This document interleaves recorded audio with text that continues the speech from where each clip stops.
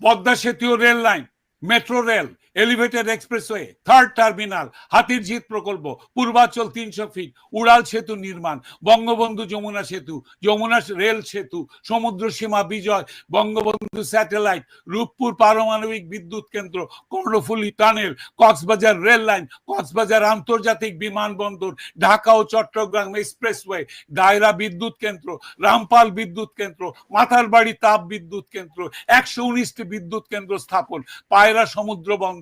100টি economic zone, 560টি model মসজিদ,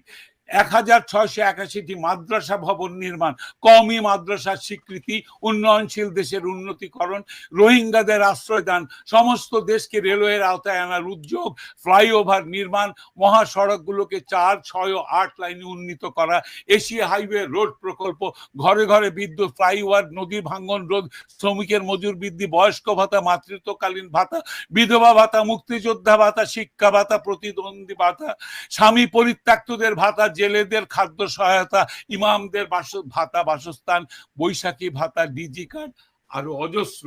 আমার দম কুলাচ্ছে না এতগুলো পড়তে। 15 বছরে যদি এতগুলো কাজ কেউ করে থাকে, তাকে কোন চক্রান্তকারী